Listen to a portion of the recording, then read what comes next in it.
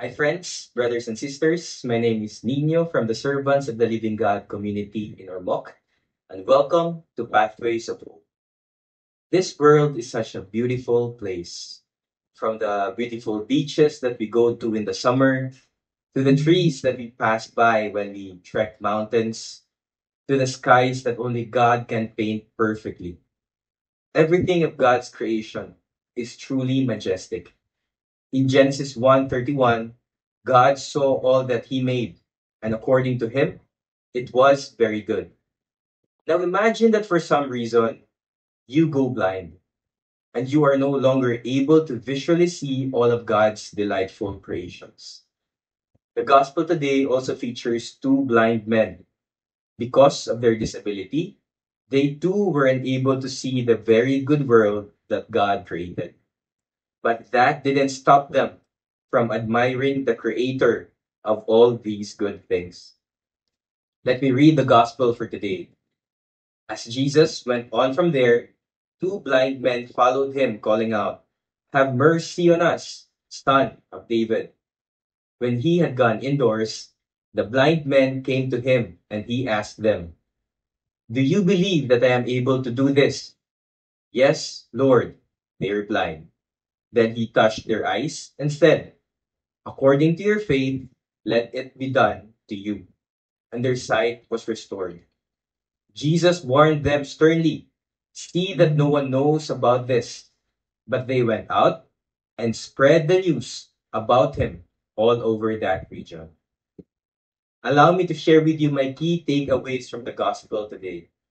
First, we can never be too blind to follow the Lord. There are many things vying for our attention.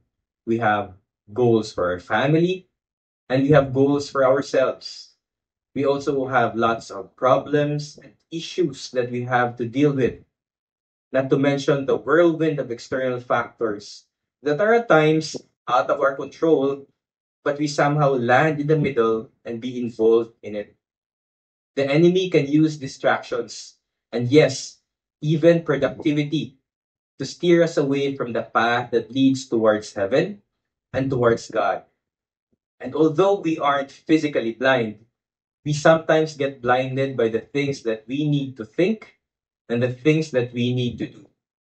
However, just like Mary, we have to realize that a few things are needed, or indeed only one.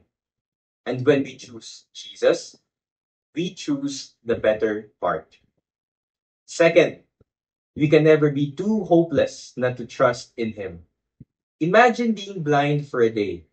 I bet it will be uncomfortable. Imagine being blind for a week. I bet it will be agonizing. Imagine being blind for so long. I bet even the hope that one day you will see again will slowly diminish as the years go on. But one thing that amazed me when Jesus asked the blind men if he can heal them, their reply was an immediate, "Yes, Lord." If it was I probably would have answered, "Jesus, I've sought many doctors, I've tried a lot of remedies. I'll try what healing you'll offer, but you'll have to forgive me if I doubt." Yet these men who were really blind had so strong a faith that they never doubted Jesus.